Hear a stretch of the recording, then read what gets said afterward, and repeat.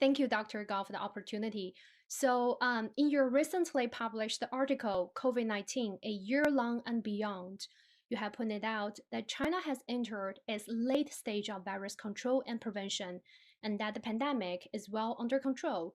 So, does that mean our lives will get back to normal soon? Thank you for inviting me to be here. Let me make it correct. I didn't say it's in the late stage of the prevention control. What I did say is a late stage of suppression. Take a look at the word suppression. Depression. In China, we experienced for the Wuhan, for the lockdown of the whole city or elimination of the virus. We tried very hard, try to eliminate the virus, the disease. So we were so successful. So the virus not in Wuhan anymore. And from time to time for the last year, we keep having some local transmission because of the imported cases. The virus always imported. We don't have any more local virus. This is why I call this suppression. Whenever we have a new virus coming out from the imported case, we just suppress, like we usually say the game whack-a-mole. Whack-a-mole is a game. Whenever you have a mole, get out the head, you just press it. I call it suppression. Depression. So what I mean, through the lockdown, then suppressing for the whole year, maybe we should think about it, keep a very strong economy, keep an active society work. So we might need to change our strategy from lockdown to suppression. We need to think about maybe it will be mitigation.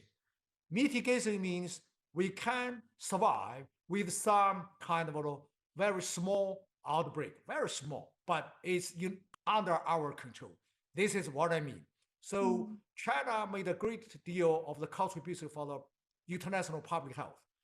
So in this case, through the lockdown, then suppression, maybe eventually mitigation, and then we will come back to the so-called quote normal life, normal quote, quote blanket, normal blanket. So this is what I mean. Thank you. Well, let's talk about the vaccine for a moment because, as we have learned, China recently started rolling out its first single dose COVID 19 vaccine. And how is this one different from the two dose Chinese vaccines that are already in the market? You know, for a good vaccine, you're talking about at least four conditions. First, safety. It must be safe. And secondly, must be effective. Efficacy is very important. And thirdly, it must be in a good QC, quality control. And thirdly, must be reachable. That means, for example, mRNA vaccine, you need to transport by -20, -40. That will be very difficult to be reached. And so those four factors are very important. Of course, as little as possible for the less times for the injection it's better.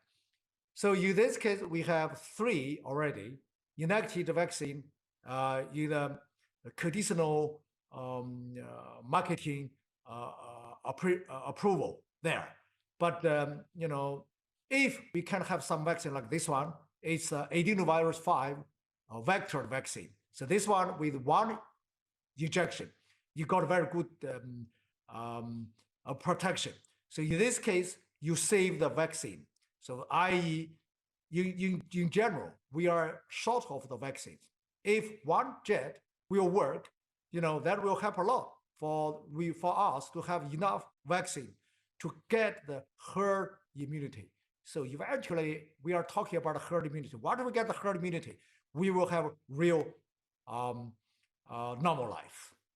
And also, given the fact that this new single dose vaccine, its annual production capacity can reach 500 million doses.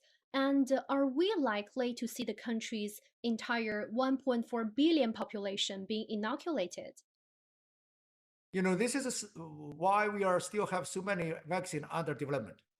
As you maybe saw the news today, one of the vaccine is developed actually by my own group in the Chinese Academy of Sciences. It's a recombinant protein vaccine approved by the Uzbekistan government. So I hope it will be approved for the urgent emergency use in China soon. So in the pipeline, we have so many vaccine there. So I'm quite confident we will have enough doses. Of course, at the moment we are short of the vaccines, but eventually, because so many vaccines in the pipeline, we will have enough to get a herd immunity. And how soon would that be done? Like I'm talking about within China.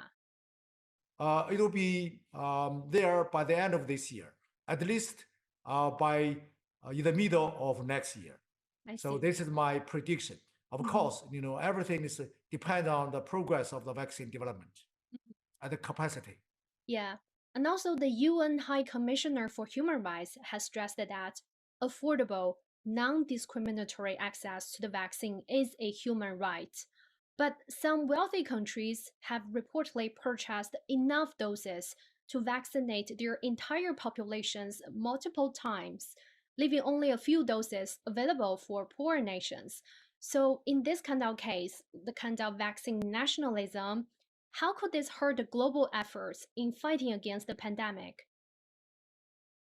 I think this is a very good question. This is why the WHO call for the COVAX means calling for the high income countries to contribute to the low and middle income countries for the vaccine supply. You know, this is not just for the vaccines. The imbalance of the development in the world is a serious problem. Poverty always lists as the first in the list in the first in the list for the SDG. The UN's Sustainable Development Goals, the Mhm. so-called SDG. Yeah. And we are working so hard for the poverty and for the equity. So equity is important not only for the vaccine supply, but also for the development, social development. So this is why United Nations and also the WHOs are calling for everybody to be participating in the COVAX. Though it's very hard, but I believe with a great effort, we will eventually reach to that stage. Of course, don't forget, there is also an English saying, charity starts at home. So it's Mhm. quite understandable if any vaccine under development in one country, they would prioritize to give to their own citizen. I think this is very understandable. But this is why the WHO and EU try to unite all the nations and also the manufacturers to work together. I'm confident. So eventually we will have the vaccine share. And also, so now following the massive COVID 19 inoculation campaign, the idea of COVID 19 vaccination passports or vaccination certificates has started to gain more attention, especially after several European Union countries said that they would start issuing them to their citizens. Then, what's your opinion on this proposed vaccine passport? Would it work? That's also a very good question. Because we are telling for any kind of public health emergency like the COVID-19, it's very, very important to build up the public confidence. So you are telling the professionals are telling the public, so hold on, you should get the injection of the vaccines. But if they were vaccinated, you are still not advising them to, you know, for the free travel for the normal life. And eventually, I think the public will lose their confidence. So this is why I think the EU and in China, we are also discussing something about the passport for the vaccinees. So once you have the vaccinees, well, once you have the vaccine vaccinated, maybe you need to give this public, those people for the free travel. That also a very good test to say whether or not your vaccine really works to the real world. At the moment, they are all out of the clinical trials or in the clinical trials, and they after that they still use the non-pharmaceutical interventions (NPI) strategies. Maybe eventually we want to give those vaccinees to free NPIs. I think that's very important. Everybody is discussing this. Me, I am supporting for this green passport for the vaccines. And lastly, are vaccines and reaching global herd immunity the only way for the world to beat the COVID-19 pandemic? The past knowledge, the science tell us the vaccine is the only way to get rid of all those infected pathogens, including, we eradicated smallpox, we eliminated in China the polios. So I think, that's the only way. However, people always can challenge me. Hold on, George. Look at what happened here.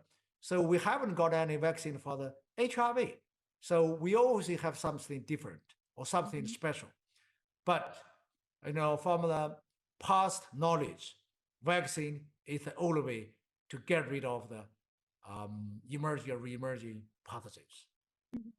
And in that Thank you. regard, how can we better cooperate to ensure fair distribution of vaccines and also to protect global public health in all countries, rich and poor?